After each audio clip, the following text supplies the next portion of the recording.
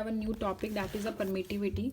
So in the permittivities को पढ़ाने से पहले मैं आपको थोड़ा सा पीछे बैक में कूलम्स लॉ पे लेके जाऊंगी. तो कूलम्स लॉ में मैंने आपको क्या पढ़ाया था कि जब भी हम किसी दो चार्जेस को किसी डिस्टेंस पे प्लेस करेंगे तो उन दोनों चार्जेस के ऊपर फोर्स अप्लाई होगी. ठीक है. So I have this two charges Q1 and Q2. ठीक है. Q1 and Q2 and in दोनों के बीच में कितना डिस्टेंस है R and I have place this two charges in air में बोल सकते हो, वैक्यूम में बोल सकते हैं. You can call it a one more thing that is called free space.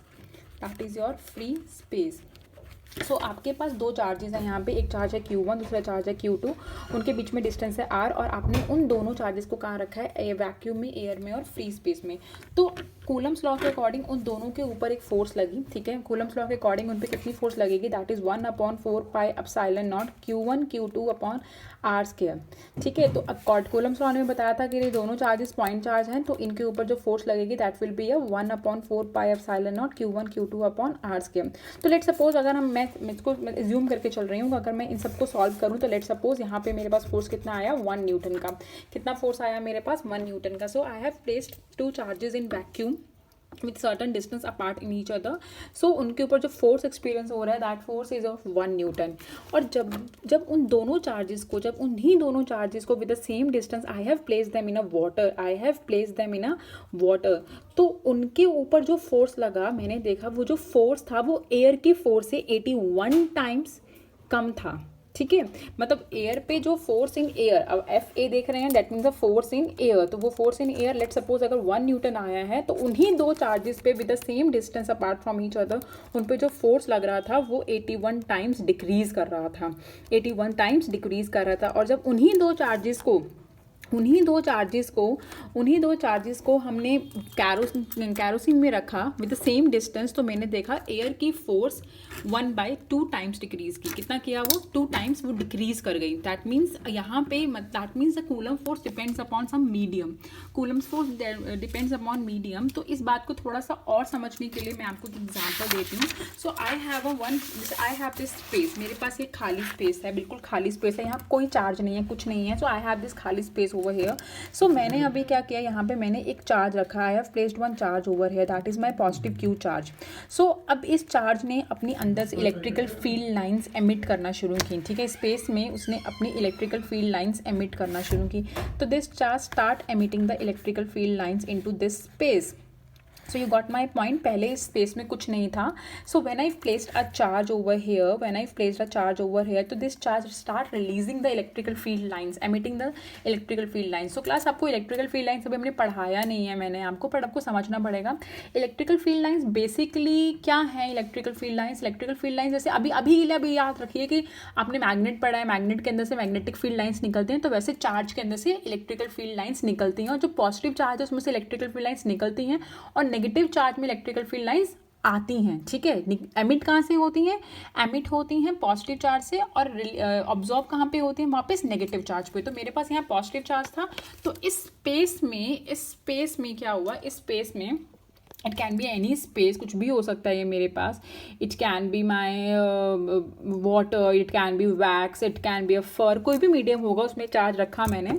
तो इसमें से जब इसकी इलेक्ट्रिकल फील्ड लाइंस निकली तो ये इलेक्ट्रिकल फील्ड लाइंस इस स्पेस में ट्रैवल करेंगी. ठीक है. Electrical field lines of this charge will travel in this space.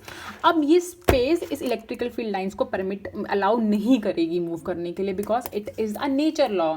आप किसी भी बॉडी में कोई चेंज लेके आएंगे तो वो उस चेंज को हमेशा क्या करेगा, उस रेजिस्ट करेगा. ठीक है. इनर्शिया ने हमें यही बोला था ना कि हम कभी भी कोई चेंज लेके आते हैं तो वो इनर्शिया क्या करता है, उस चेंज को रेजिस्ट करता है. तो वैसे ही इस स्पेस में अगर मैं स्पेस में एक चार्ज रखूँगी तो इस स्पेस क्या करेगा, इस चार्ज की इलेक्ट्रिकल फील्ड लाइंस को स्पेस में ट्रैवल नहीं करने देगा, वो उसे रोकेगा. ठीक है. उसे रेजिस्ट करेगा. तो यहाँ पे टर्म यूज़ होता है हमारे पास परमिटिविटी. ठीक है. अब जितनी एनर्जी द स्पेस या the medium going to apply on the charge to resist its electrical field lines, ठीक है, उतनी ही एनर्जी इस चार्ज को लगानी पड़ेगी अपनी इलेक्ट्रिकल फील्ड लाइंस को ट्रैवल करने के लिए. मैं आपको छोटा सा एग्जांपल देती हूँ. अगर आपको एक डेस्टिनेशन पे जाना है, आपको एक ए डेस्टिनेशन पे जाना है और आपको वहाँ जाने से कोई रोक रहा है. ठीक है. वो आपको let suppose you have to enter in your classroom. ठीक है, you have to enter in your physics classroom, तुम्हारा फिजिक्स का लेक्चर चल रहा है, you have to enter in your physics classroom, but आपका कोई फ्रेंड आपके हाथ खींच रहा है, is pulling your hand back to, आपको क्लास से बाहर निकालने के लिए, आपको क्लास से बाहर निकालने के लिए, तो आप क्या करेंगे, आप क्या करेंगे, अगर आपको क्लास में जाना है तो आप क्या करेंगे, आप उतनी ही फोर्स लगाएंगे जितनी फोर्स से आपका फ्रेंड आपको बाहर खींच रहा है, आप उतनी ही फोर्स लगाएंगे क्लास में एंटर करने के लिए, ठीक है। तो यहाँ पे इस चार्ज की इलेक्ट्रिकल फील्ड लाइंस को ये मीडियम एक्सेप्ट नहीं कर रहा था, रेजिस्ट कर रहा था, तो इस चार्ज ने उतनी ही, इस चार्ज को क्या करना पड़ेगा, इस चार्ज को उतनी ही फोर्स लगानी पड़ेगी उस मीडियम के, अपनी इलेक्ट्रिकल फील्ड लाइंस को उसमें ट्रैवल करवाने के लिए उस मीडियम में। This term is called permittivity, that means permit the electrical field lines. I hope this point is clear to you. So permittivity क्या है, परमिटिविटी बेसिकली मेजरमेंट है, amount of it is a measurement, किसकी measurement, हम amount of resistance certain medium imposed to an external electrical field to establish, इस charge की electrical field को यहाँ पे इस्टेब्लिश, इस मीडियम में इस्टेब्लिश नहीं होने देने के लिए मीडियम क्या करेगा, इसको रेजिस्ट करेगा, समझे आप। ये चार्ज है, ये चार्ज एक स्पेस में है, अब ये चार्ज अपनी इलेक्ट्रिकल फील्ड लाइंस को इस्टेब्लिश करना चाहता है स्पेस में, बट ये मीडियम इलेक्ट्रिकल फील्ड लाइंस को इस्टेब्लिश होने नहीं देगा, ठीक है। तो ये जो मेजरमेंट है कि उस मीडियम ने कितना रेजिस्ट किया इलेक्ट्रिकल फील्ड लाइंस को, एक्सटर्नल इलेक्ट्रिकल फील्ड लाइंस को कितना रेजिस्ट किया अपने मीडियम में नहीं घुसने के लिए, that is called the permittivity, that is called the permittivity. जैसे यहाँ पे अगर आप वैक्यूम में थे, तो फोर्स 1 न्यूटन थी, दैट मीन्स सबसे कम परमिटिविटी कौन लगाता है, वैक्यूम और फ्री स्पेस, सबसे मिनिमम परमिटिविटी होती है उनकी। They easily allow the electrical field lines of any charge to move through its medium, पर सबसे ज़्यादा किसकी है, वाटर की। वाटर ने 81 टाइम्स क्या किया, इलेक्ट्रिकल फील्ड लाइंस को अपोज किया, ठीक है, ताकि वो उसके मीडियम में घुस ना सके। समझिए, समझ आई आपको मेरी बात। और एक बात याद रखिएगा, ये जो परमिटिविटी है ये टेम्परेचर के साथ चेंज करती है। अगर आप किसी में मीडियम का टेम्परेचर चेंज करेंगे तो उसकी परमिटिविटी की वैल्यू भी चेंज हो जाएगी। तो दीज वैल्यूज आर, जैसे 80 वाटर का परमिटिविटी 81 है और कैरोसिन का 2 है, तो they are not fix, they depends upon the temperature also. तो I hope this point is clear to you. तो हमारे पास परमिटिविटी दो तरह की है, वन इज़ योर एब्सोल्यूट, जो मैं आपको बार बार समझा रही थी कूलम्स लॉ में मैं again and again I am explaining to you, absolute electrical permittivity of a free space, उसको मैं बार बार एप्सिलॉन नॉट बोल रही थी। Absolute electrical permittivity of free space,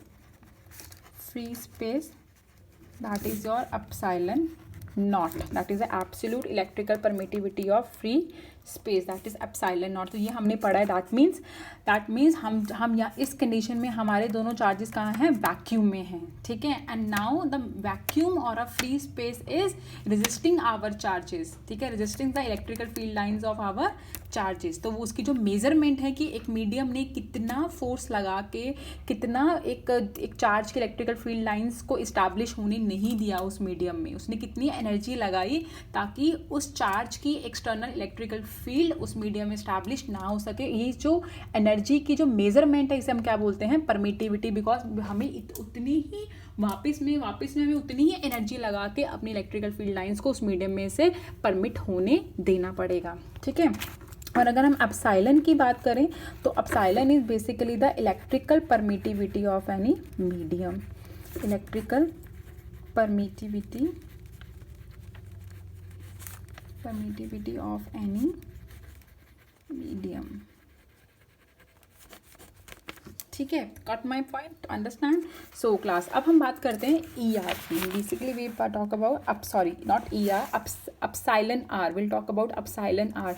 so epsilon R is called as relative permittivity, ठीक है, relative permittivity। तो अब हम बात करेंगे basically about the relative permittivity। तो what is the relative permittivity? तो relative permittivity is defined as the ratio of the force between two two charge placed at a certain distance apart in air to the force between the same two charges placed at the same distance apart in that medium. That means the relative permittivity हमारे पास जो है, जो relative permittivity है हमारे पास, तो relative permittivity is basically the ratio of the force between two charge particle, ratio of force between two charge particle in vacuum or air to the force between the same charges same distance apart from each other in a medium.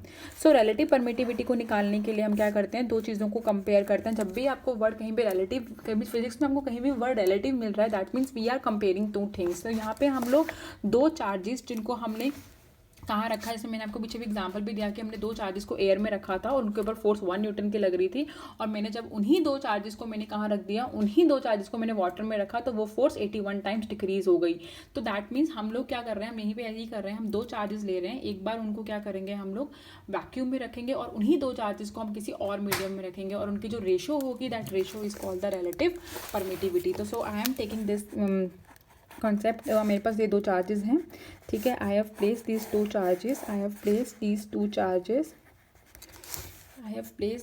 Charges, in there are distance apart from each other, so I have placed these two charges in vacuum. So the force applied in vacuum is, vacuum के लिए मैं not लगा देती हूँ, 1/4 epsilon naught magnitude of q1 magnitude of q2 upon r square. Now these two charges, अब इन्हीं दो charges को मैंने कहाँ रख दिया, इन्हीं दो चार्जेस को मैंने एक मीडियम में रख दिया, ठीक है. मैंने किसी मीडियम में रखा. जब मैंने इनको किसी मीडियम में रखा तो फोर्स कितना लगेगा इनके ऊपर, जो फोर्स लगेगा, मीडियम का फोर्स लगेगा, वो होगा 1/4 pi epsilon. Now here it is epsilon, यहाँ पे एप्सिलॉन नॉट है और यहाँ पे क्या हो जाएगा मेरे लिए एप्सिलॉन, क्योंकि epsilon naught is absolute electrical permittivity of free space. और ये क्या है, electrical permittivity of any medium, because now my these two charges, same charges are placed in some medium. जो चार्ज यहाँ पे हैं वही चार्ज यहाँ पे है, यहाँ पे इनके बीच में सेम डिस्टेंस है, बट सिर्फ डिफरेंस क्या है कि यहाँ पे एयर मीडियम है और यहाँ पे मेरे पास कोई मीडियम हो सकता है, water, kerosene, wax, any medium. So यहाँ पे एप्सिलॉन नॉट की जगह पे आया है एप्सिलॉन, बाकी वही आएगा, product of both charges and the square of the distance between them. So मेरे पास रिलेटिव परमिटिविटी क्या था, रिलेटिव परमिटिविटी था मेरे पास F0 upon Fm. That means the force between the two charge particles in air to the force between two charge particles in medium. So 1/4 pi epsilon naught q1 q2 upon r square. So here 1/4 pi epsilon naught q1 q2 upon r square 1. q1 से q1, r square से r square सब कुछ cut हो गया, तो मेरे पास यहाँ पे epsilon r which is equals to F0 by Fm by definition, और सॉल्व करने के बाद मेरे पास एक इसके इक्वल आया epsilon naught upon epsilon. That means here we have a two definition of epsilon r which is also called as a relative permittivity. It is the ratio of the force between the charges in vacuum to the medium and the ratio of absolute electrical permittivity to the electrical permittivity in a medium. So we have a two definitions. हमारे पास एक definition है, it is a ratio of force between two charges in vacuum to the force between the two same charges in a medium, and the ratio of absolute electrical permittivity of a free space to the electrical permittivity in a medium. So class this is the relative permittivity, जो दो bodies की force को या उनके permittivity को आपस में compare कर रही है, ठीक है. Got my point. जैसे हम लोग, अगर मैं एब्सोल्यूट इलेक्ट्रिकल परमिटिविटी वाटर की निकालना चाहूँ तो वो कितनी होगी, अगर आपको, तो ये this is force in air upon force in water आएगा. सो मेरे पास फोर्स इन एयर 1 था और फोर्स इन वाटर था 1/81. सो 1 से 1 कैंसिल, तो it's come 81. So electric permittivity of water is 81. That means water 81 amount of energy, 81 times more energy applied to a charges to resist its establishment of electrical field lines in the water. मतलब water 81 times energy लगाएगा, ताकि 81 times more energy लगाएगा air से, 81 times more energy लगाएगा air से, ताकि उसके charges, ताकि वो चार्जेस की इलेक्ट्रिकल फील्ड लाइंस वाटर में स्टैब्लिश ना हो सके. So I hope this point is clear to you. And This electrical permittivity, this relative permittivity is also called as a dielectric constant. K हम यहाँ पे सिंबल यूज करते हैं K के लिए, डाइलेक्ट्रिक कांस्टेंट। तो हम लोग रिलेटिव परमिटिविटी को हम डाइलेक्ट्रिक कांस्टेंट भी बोलते हैं। आगे जाके हमें इसकी और भी डेफिनेशंस मिलने को हमें मिलेंगी। हमें इसके साथ अभी 2 और फॉर्मूला जोड़ेंगे। हमारे पास रिलेटिव परमिटिविटी के 2 फॉर्मूलाज हैं, F0 upon FM upon epsilon naught upon epsilon. आगे चल के 2 फॉर्मूलाज और जुड़ने वाले हैं। और रिलेटिव परमिटिविटी को हम डाइलेक्ट्रिक कांस्टेंट भी बोलते हैं, क्योंकि जब हम डाइलेक्ट्रिक्स के बारे में अच्छे से पढ़ेंगे तो उसमें आपको पता लगेगा कि ये परमिटिविटी कितना इंपॉर्टेंट रोल प्ले कर रही है किसी भी डाइलेक्ट्रिक मटेरियल को पोलराइज करने में। ठीक है। और एक और इम्पॉर्टेंट बात क्लास, ये जो हमारे पास परमिटिविटी है, this is the relative permittivity is a unitless relative permittivity is a unitless and dimensionless quantity. So I hope this lecture is clear to you all, and if you have any doubt, please contact me on my personal number.